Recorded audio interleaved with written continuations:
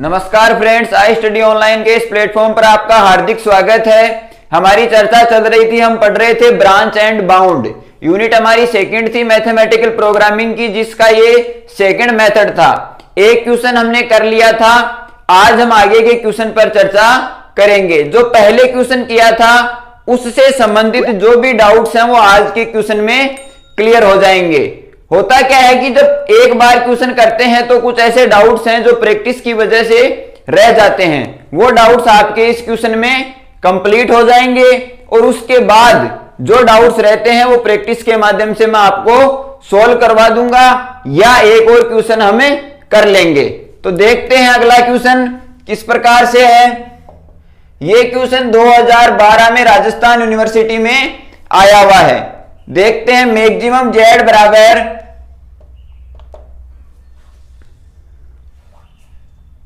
x1 plus x2 and such that की condition है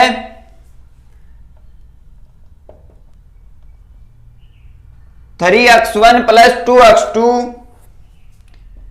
is less than equal to 12 and x2 is less than equal to 2 and x1 and x2 also greater than equal to 0। ये question है, maximum z बराबर दिया हुआ है x1 plus x2 and such that की condition है 3x1 plus 2x2 is less than equal to 12 and x2 is less than equal to 2 and x1 and x2 is greater than equal to 0। ये condition ये है कि किसी भी graph में x1 और x2 का मान हमेशा इस कोऑर्डिनेट में होगा, यानी कि इस चतुर्थांश में इसका मान होगा। ये हमें कभी भी काम में नहीं लेना है। ये x1 and x2 is greater than equal to 0 पर ये चीजें मान्य होंगी। अब हम क्वेश्चन देखते हैं। तो सबसे पहले मैंने आपको बताया था कि जो सच दैट की कंडीशन दी जाती है, इस कंडीशन के माध्यम से हमें ग्राफ का निरूपण करना है, हमें ग्राफ बनाना है। ग्राफ बनाने के बाद जो चीजें या जो मान z का मैक्सिमम आता है वो मान हमें इसके आंसर के रूप में लिखना है। अगर x1 एंड x2 के मान इंटीजर नहीं आते हैं तो हमें उसको दो भागों में तोड़ना है। x1 एंड x2 के जो भी मान है उनको दो भागों में तोड़ना है और फिर से ग्राफ बनाना है। यह प्रक्रिया तब तक करनी है जब तक x1 एंड x2 के मान इंटीजर प्राप्त नहीं हो जाते। तो सबसे पहले हम ग्राफ बनाते हैं। ये x1, ये x2, ठीक है। अब इसका मैंने आपको इसके दो तरीके बताए थे, जैसे 3x1 plus 2x2 is less than equal to 12। अब इसका x2 का मान मैक्सिमम कितना हो सकता है या x1 का मान मैक्सिमम कितना हो सकता है। अब x1 अगर हम 0 करें तो x2 का मान हमें मैक्सिमम प्राप्त हो सकता है। तो x1 अगर 0 करें तो x2 का मैक्सिमम मान हमें 6 प्राप्त हो सकता है। और अगर x2 0 करें तो x1 का हमें मैक्सिमम मान 4 प्राप्त हो सकता है। एक तरीका तो इसका यह है। दूसरा तरीका यह है कि इसमें आप 12 का भाग दे दें। अंतःखंड रूप से अगर हम इसको निकालें तो 3x1 upon 12 plus 2x2 upon 12 बराबर 1। फिर यहां से x1 का गुणज 1 करें, x1 upon 4 plus x2 upon 6 बराबर 1। यहां से भी x1 4 और x2 6 आ रहा है, यहां से भी x1 4 और x2 6 आ रहा है। कहने का मतलब ये हुआ कि आप जो मर्जी चाहें मेथड अपनाएं, x1 और x2 के मान आपको निकालकर इस ग्राफ में रखने हैं। तो देखें, ये जो लाइन है इसकी इस ग्राफ में जो रेखा बनेगी वो कौन सी बनेगी। x1 बराबर अपने पास आया 4, तो जैसे 4 और 0 यहां मिले हमें, x1 बराबर 4 और 0 यहां मिले और x2 बराबर 0 और 6 यहां मिले। देखें, मैंने यहां पे x2 का मान 6 निकाला, उस कंडीशन में x1 को 0 किया था, तो ये 0 और 6 ये रेखा इस प्रकार बनी। फिर अगली रेखा है x2 बराबर 2, तो ये x2 की लाइन है, ये ओरिजिन है 0 और 0, ये x2 की लाइन है, ये x1 की लाइन है, यानी कि ये x1 अक्ष है और ये x2 अक्ष है। जैसे यहां से 2 लिया, ये x2 की रेखा हो गई। आप यहां पे इसको इस प्रकार से आगे बढ़ा के यहां पे लिख सकते हैं 3x1 plus 2x2 is less than equal to 12 है, और ये है x2 is less than equal to 2। अब इसका जो फिजिबल एरिया होगा, जो परिबद्ध क्षेत्र होगा, वो क्या होगा? ये जो रेखा है इसका ज्यादा से ज्यादा मान 12 हो सकता है, 12 से कम इसका मान नहीं होगा। ज्यादा से ज्यादा 12 हो सकता है, 12 से कम ही इसका मान होगा। तो हम क्या करेंगे, 0 से 12 के बीच में इसका परिबद्ध क्षेत्र हो जाएगा। ठीक है, पहले ग्राफ को अच्छे ढंग से समझें, इसके बाद सारे के सारे ग्राफ इसी प्रकार बनेंगे। ये चीजें आपको एग्जाम में नहीं लिखनी है, ये रफ का काम है, सीधा आपको ग्राफ बनाना है। इसका हम लेंगे तो इसका भी इस प्रकार से बनेगा। फिजिबल एरिया कौन सा हुआ? ये एरिया फिजिबल एरिया हो गया।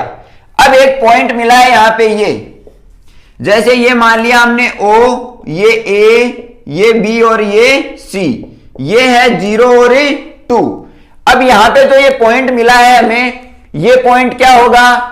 x2 बराबर 2 पर इस रेखा पे ये पॉइंट है, तो इस 3x1 plus 2x2 is less than equal to 12 है। यहां आपको x2 बराबर 2 रखना है। कितने रखने हैं? 2। 3x1 बराबर 2 इंटू 2 4, और 4 यहां आ जाएंगे 8। x1 बराबर 8/3। x1 बराबर हमें मिला 8/3 और x2 इस पॉइंट पे है 2, ये हमें मान मिला। अब ये जो फिजिबल एरिया है आपको यहां पे इस प्रकार लिखना है, O, A, B and C is the feasible area. ये चीजें सामान्य है, आप लिख सकते हैं OABC is the feasible area. Now we calculate the maximum value of Z। हम कैलकुलेट करेंगे Z की मैक्सिमम वैल्यू। तो 0 0 पर Z क्या मिलेगा? 0 0 पर Z हमें मिलेगा 0। 4 और 0 पर Z क्या मिलेगा? 4 और 0 पर Z मिलेगा 4। 8/3 और 2, यहां पर Z क्या मिलेगा? 8/3 प्लस 2। मैक्सिमम Z बराबर x1 प्लस x2, तो 3 एलसीएम आ गए 14/3। अब 14/3 है लगभग 4.66, और आगे हमारे पास एक पॉइंट और है 0 और 2। 0 और 2 पर Z हमें मिलेगा 2। तो मैक्सिमम वैल्यू कहां मिली हमें? मैक्सिमम वैल्यू हमें मिली 8/3 और 2 पॉइंट B पर। पॉइंट B पर हमें क्या वैल्यू मिली? मैक्सिमम। पॉइंट B पर हमें मैक्सिमम वैल्यू मिली, लेकिन x1 और x2 के जो मान हैं वो इंटीजर नहीं है। x1 हमें क्या मिला? 8/3। 8/3 मिला, यानी कि इंटीजर नहीं मिला। 8/3 का मतलब क्या हुआ कि लगभग 2.66, यानी कि 2 और 3 के बीच में x1 का मान जो है वो हमें इंटीजर नहीं मिलेगा। इस चीज को ध्यान से समझें कि 2 और 3 के बीच में x1 का मान हमें इंटीजर नहीं मिलेगा। तो हम क्या करेंगे? x1 हमें मिला है 2 और 3 के बीच में। x1 हमें क्या मिला है? 2 और 3 के बीच में। तो हम क्या करेंगे? x1 को या तो 2 से पहले लेंगे या 3 के बाद। दो कंडीशन बनेगी। देखें, हमें x1 मिला है 2 और 3 के बीच में। अब हमको या तो x1 का मान 2 से पहले लेना है या x1 का मान 3 के बाद लेना है, तब हमें कोई ऐसी कंडीशन बनेगी जो इंटीजर नहीं होगी। तो हम क्या करेंगे कि x1 का मान या तो 2 से कम लेंगे, ये तो हो गई पहली कंडीशन, या x1 का मान हमें 3 से ज्यादा लेंगे, ये हो गई दूसरी कंडीशन। पहली कंडीशन ये हुई कि या तो x1 का मान हम 2 से कम लेंगे, ये कंडीशन है x1 लेस देन 2, या हम क्या करेंगे कि x1 का मान 3 से ज्यादा लेंगे, तो ये हो गई x1 इज ग्रेटर देन 3। अब हम वापस ग्राफ का निरूपण करेंगे। ये दो सच दैट की हमें जो फॉर्म मिली हुई है, इनको साथ लेते हुए हम वापस ग्राफ का निर्माण करेंगे। तो देखते हैं, जब तक हमें वैल्यू इंटीजर नहीं मिल जाती तब तक हमें आगे से आगे ग्राफ बनाते हुए चलना है।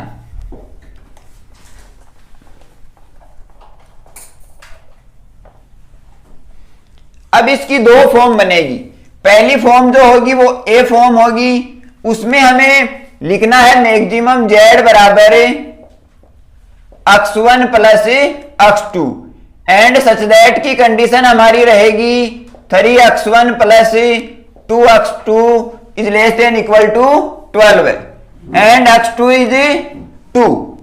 अब ये जो फर्स्ट फॉर्म और सेकंड फॉर्म बनी है, इन दोनों को अलग अलग डिवाइड करना है। तो यहां हम लिखें x1 is less than equal to 2 और x1 और x2 is greater than equal to 0। यहां पे कंडीशन बनेगी बी में यही चीज वापस लिखनी है, मैक्सिमम जेड बराबर x1 प्लस x2 और 3x1 plus 2x2 is less than equal to 12, x2 is less than equal to 2। अब हमें ये कंडीशन हमने लिख ली, अब हमें ये कंडीशन लिखनी है, x1 is greater than equal to 3 और x1 and x2 is also greater than equal to 0। ये हमने चीजें लिख ली। अब हमें इसका ग्राफ बनाना है और इसका ग्राफ बनाना है। तो क्या करेंगे, फिर से वही कंडीशन। अब जो इन दो रेखाओं के हमने ग्राफ पहले निरूपित कर लिए, तो ये आपको सीधे आप इसमें लिख सकते हैं, ये x2 है, ये x1 है, ये पॉइंट है 4 और 0, ये पॉइंट हमें मिला था 4 और 0, ये 0 और 6। अब x2 बराबर 2, तो ये हमें रेखा मिली थी 0 और 2, ये x2 बराबर 2 है।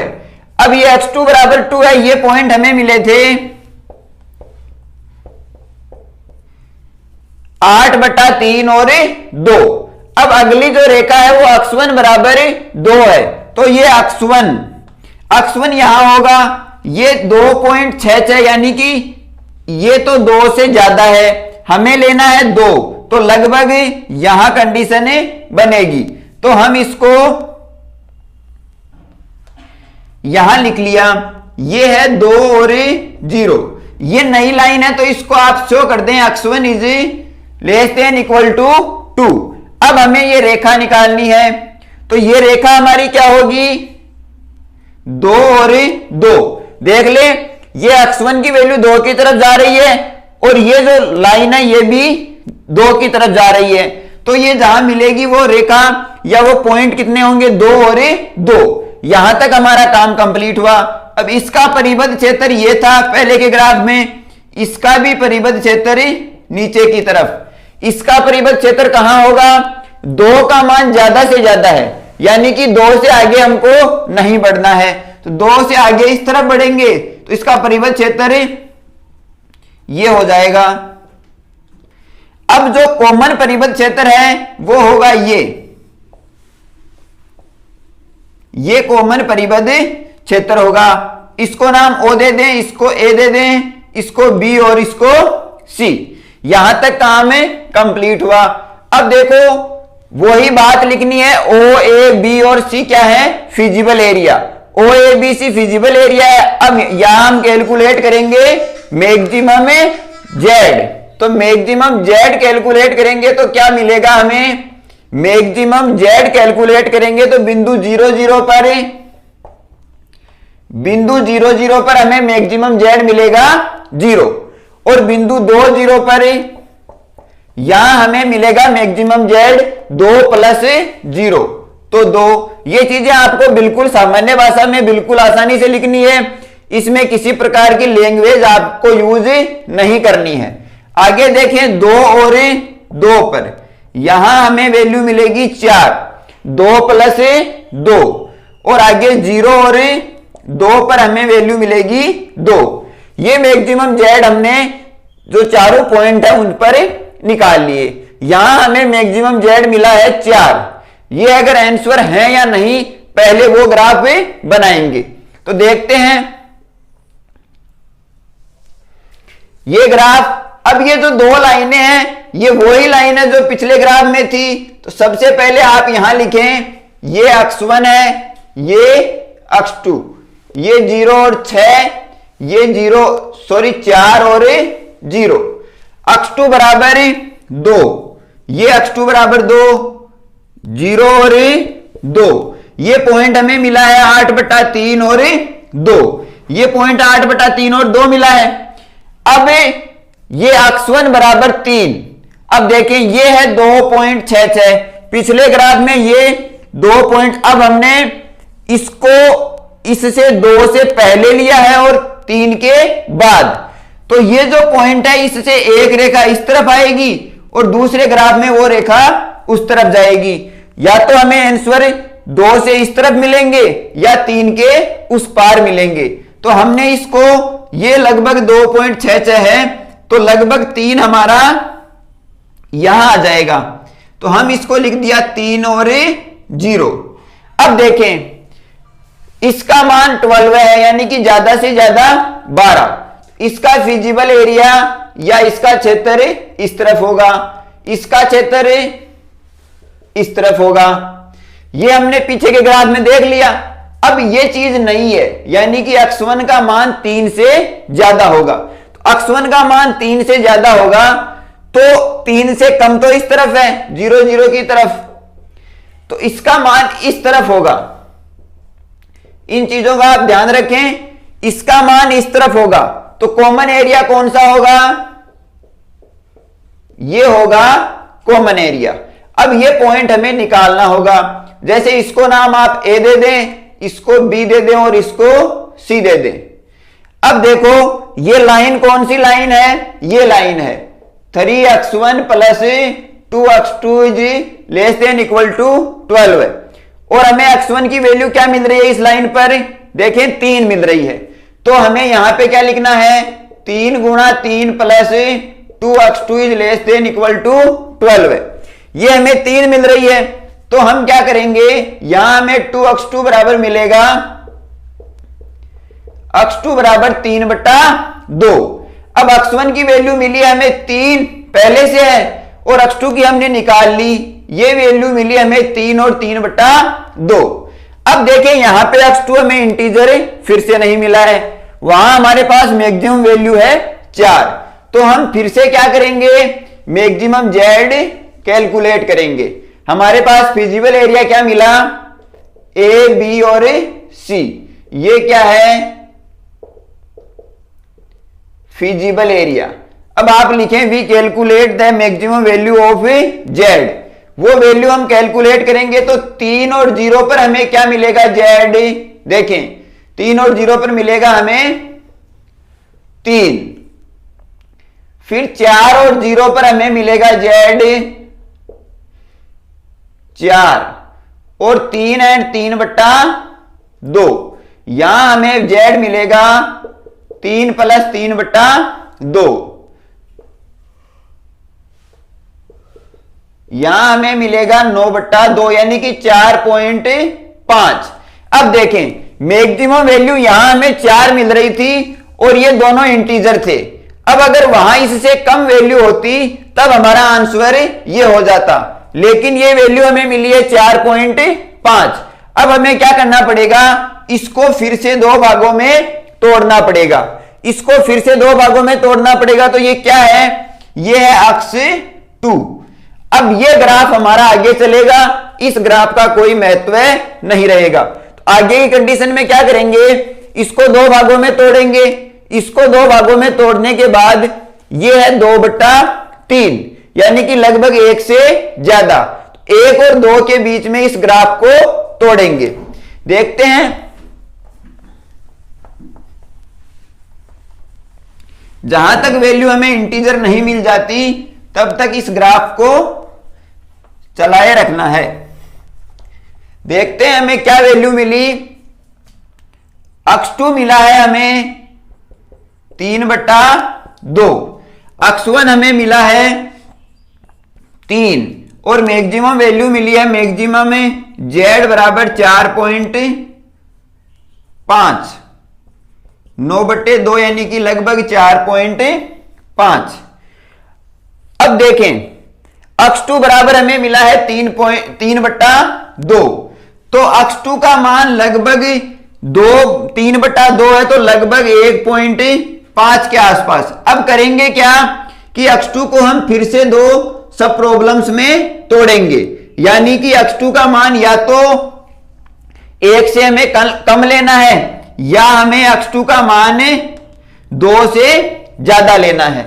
ये ग्राफ होगा, इसमें अक्ष 2 का मान या तो हमें 1 से कम लेना है अक्ष 2 का, और या 2 से ज्यादा लेना है। तो हमें क्या करना है कि अक्ष 2 का मान या तो 1 से कम होगा। देखें, यहां हमें 3/2 मिल रहा है अक्ष 2, तो या तो इसका मान 1 से कम लेंगे या इसका मान 2 से ज्यादा होगा। तो अक्ष 2 बराबर एक कंडीशन तो बनेगी ये, और अगली कंडीशन हमें मिलेगी ये, यानी कि अक्ष 2 का मान 2 से ज्यादा। करना क्या है, अगर हमें इंटीजर वैल्यू नहीं मिलती है, 1 या 1.5 या 2.5 मिलता है, जैसे 2.5 वैल्यू मिली या यहां पे 1.5 मिली है, कहने का मतलब ये हुआ कि 1 और 2 के बीच में हमारे आंसर नहीं मिलेंगे। तो या तो हमें 1 से पहले लेना है या 2 के बाद लेना है। तो नए ग्राफ की कंडीशन क्या बनेगी, ए कंडीशन वो की वो चीजें लिखनी है, मैक्सिमम z बराबर अक्ष 1 plus x 2 and 3x1 plus 2x2 is less than equal to 12, x 2 is less than equal to 2 और अक्ष 1 इज ग्रेटर देन 3। अब यहां से एक कंडीशन उठाएं, x 2 is less than equal to 1, ये चीज लिखी। अब दूसरी बी कंडीशन क्या बनेगी,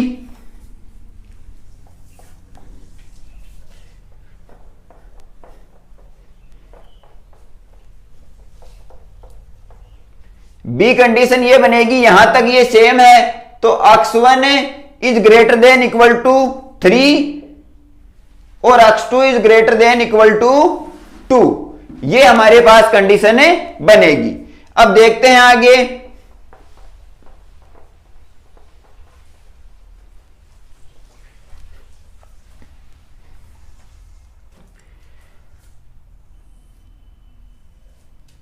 सबसे पहले ये लाइन शो करेंगे, तो ये अक्ष 1 को रिप्रेजेंट करती है लाइन और ये अक्ष 2 को। सबसे पहले ये जो हम पीछे बना चुके हैं 4 और 0, यहां पे 0 और 6, अक्ष 2 बराबर 2, तो ये लाइन 0 और 2, x 1 is greater than equal to 3, ये हमारे पास लाइन मिली थी। ठीक है, ये हमारे पास पॉइंट मिला था 3 और 3/2, x 2 is less than equal to 1।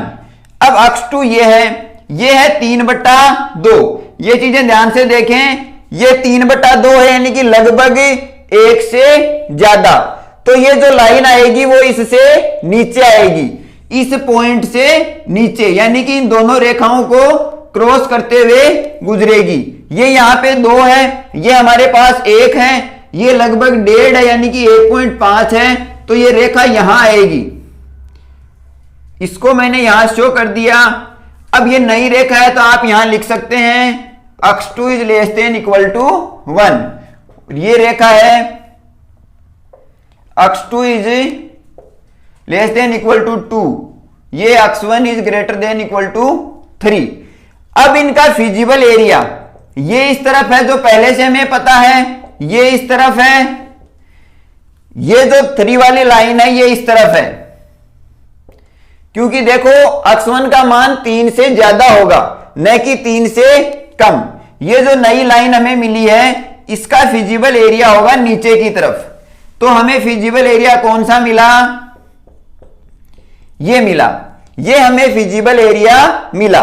अब ये पॉइंट क्या होगा और ये पॉइंट क्या होगा ये हमें पता करना है। इस पॉइंट पे x1 की वैल्यू है 3 और इस पॉइंट पर x1 की वैल्यू है 1, तो ये हो जाएगा 3 और 1। अब इनको नाम दे दें, ये A दे दें, ये B और ये C और ये D। अब C क्या होगा, अब यहां आप देख लें, इसको थोड़ा सा ऊपर लिख देता हूं।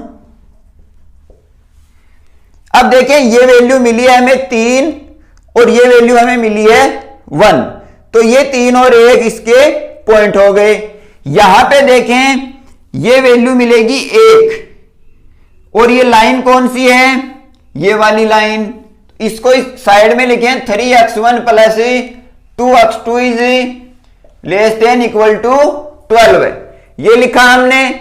यहां हमें x2 की वैल्यू मिल रही है 1, तो 3x1 यहां x2 बराबर 1 रखेंगे तो ये 2 बनेगा, 2 इस साइड जाएगा तो 10 हो जाएंगे और x1 बराबर हमें मिलेगा 10/3। अब देखें x1 बराबर हमें मिला 10/3 और x2 की वैल्यू है 1। अब जो कोऑर्डिनेट है वो मैं यहां पे लिख रहा हूं, कौन कौन से हैं देखो। ये हमारे पास जो फिजिबल एरिया मिला है हमें, ये इसमें A बराबर आपके पास पॉइंट है 3 और 0, B बराबर आपके पास पॉइंट है 4 और 0, C बराबर आपके पास पॉइंट है 10/3 और 1 और D बराबर आपके पास पॉइंट है 3 और 1। ये हमें 4 पॉइंट मिले हैं जो फिजिबल एरिया को दर्शाते हैं। अब इन पर हमें मैक्सिमम Z की वैल्यू निकालनी है। मैक्सिमम Z की वैल्यू निकालेंगे तो A बराबर 3 और 0 पर Z हमें क्या मिलेगा, 3 मिलेगा। 4 और 0 पर हमें Z क्या मिलेगा, 4 मिलेगा। यहां पर आपको 10/3 प्लस 1, इसको आप निकालेंगे तो 13/3 और यहां पे आपको मिलेगा 3 + 1 बराबर 4। 13/3 का मतलब क्या हुआ, लगभग 4 से ज्यादा। तो मैक्सिमम हमें क्या मिला, मैक्सिमम Z बराबर आपको मिला लगभग 4.3।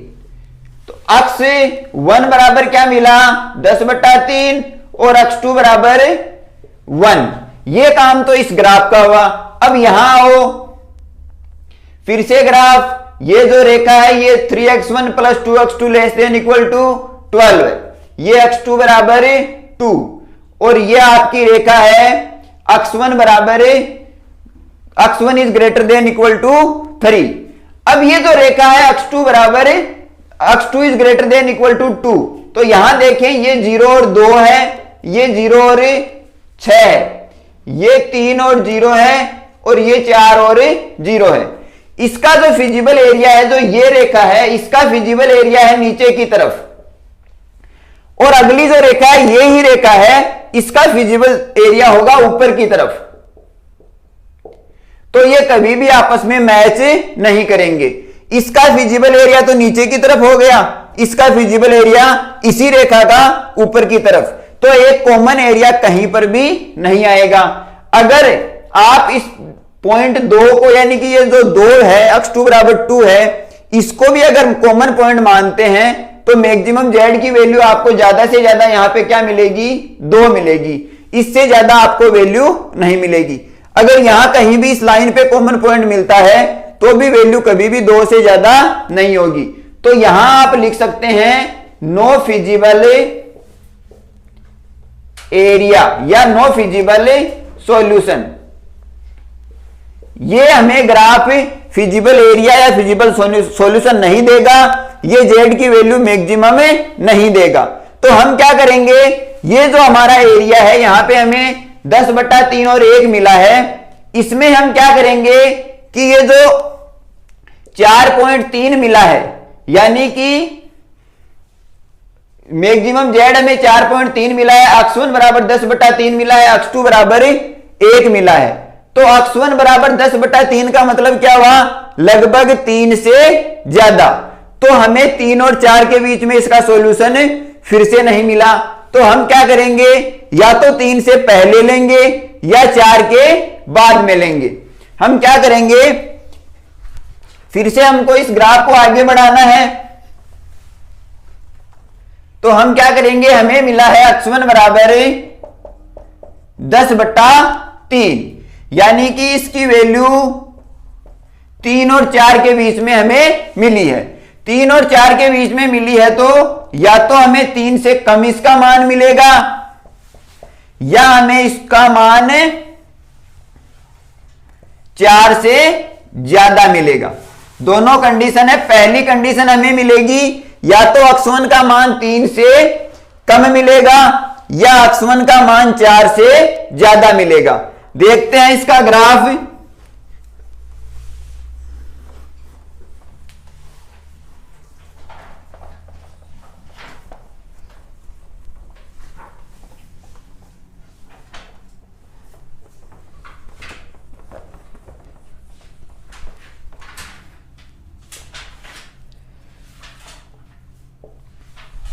एक कंडीशन में हमें ये पहले की लाइनें हैं, जो पहले की लाइन ऐसी की ऐसी रखनी है। फिर नई फॉर्म हमें मिली है कि x1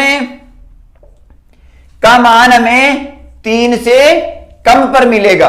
3 और 4 के बीच में हमें x1 का मान नहीं मिला, तो हम क्या करेंगे कि इसका मान हमें 3 से कम पर देखेंगे। यहां हमें x2 is greater than equal to 2 और x1 is greater than equal to 3। ये x2 is less than equal to 2, x1 is greater than equal to 3, x2 is less than equal to 1, और ये कंडीशन लिखेंगे x2 is greater than equal to 4। पहली condition एक side में लिख ली और दूसरी कंडीशन दूसरी साइड में। अब फिर से ग्राफ बनाएंगे।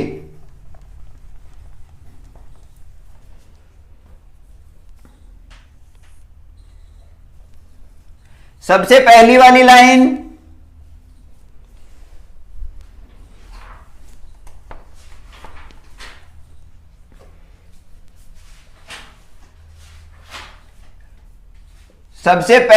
लाइन ये 4 और 0, यहां पे 0 और 6।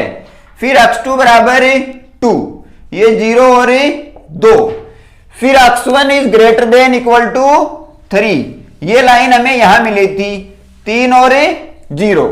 फिर x2 is less than equal to 1, तो ये हमें पॉइंट मिला था 3 और 3/2, तो ये हमें लाइन मिली थी यहां पर। ये हमें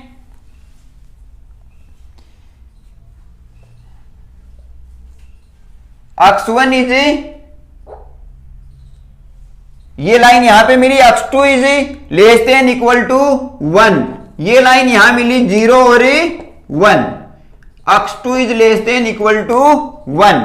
ये लाइन है x2 is greater than less than equal to 2, और ये है x1 is greater than equal to 3। अब नई लाइन हमें मिली है कि x1 is less than equal to 3, और हमें पहले से लाइन मिली हुई है x1 is greater than equal to 3, यानी कि ये ही लाइन वापस बनेगी। अब पहले वाली में फिजिबल सॉल्यूशन इस तरफ था और इसमें फिजिबल सॉल्यूशन इस तरफ होगा। तो यहां क्या कंडीशन बनेगी कि हमें सबसे पहले कंडीशन दी गई थी कि x1 और x2 0 से बड़े या 0 के बराबर हो सकते हैं।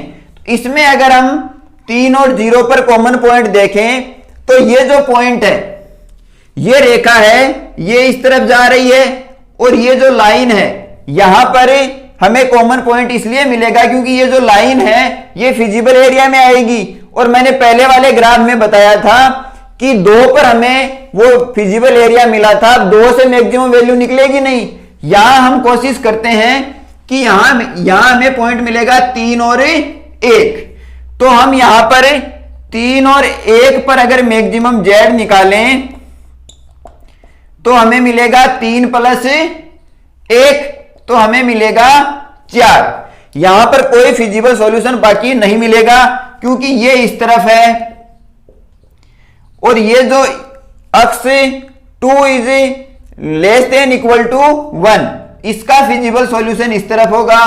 ये जो लाइन है ये 2 लाइनों को शो कर रही है, एक का फिजिबल सॉल्यूशन इस तरफ और दूसरी का उस तरफ और इसका भी इस तरफ। तो कहीं पर भी ये मैच नहीं होगा, सिर्फ 2 ही पॉइंट मिलेंगे, पहला 3 और 0, दूसरा 3 और 1। तो 3 और 0 पर अगर निकालें तो मैक्सिमम जेड की वैल्यू हमें 3 मिलेगी, 3 से ज्यादा वैल्यू 3 और 1 पर मिल रही है, तो इसको ऐसे का ऐसा रखें। अब जो दूसरी कंडीशन है यहां देखें, ये ग्राफ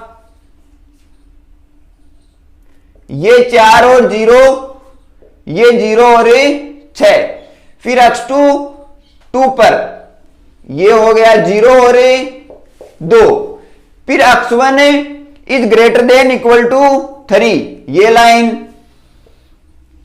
ये 3 और 0, फिर x2 का मान 1, तो यहां पर ये लाइन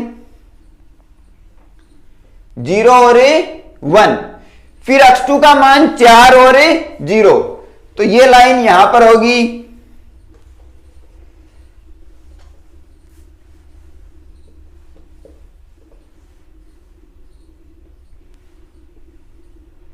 ये 4 और 0, यानी कि ये दोनों पॉइंट सेम है। अब देखो 4 का मान x2 का मान 4 से ज्यादा है, यानी कि ये फिजिबल सॉल्यूशन इस तरफ होगा। अब ये जो पहले वाली लाइनें हैं इसमें कहां पर भी कोई फिजिबल सॉल्यूशन नहीं मिलेगा। अगर हम मानना चाहें तो 4 और 0 एक कॉमन पॉइंट ऐसा होगा जहां पर फिजिबल सॉल्यूशन मिल सकता है।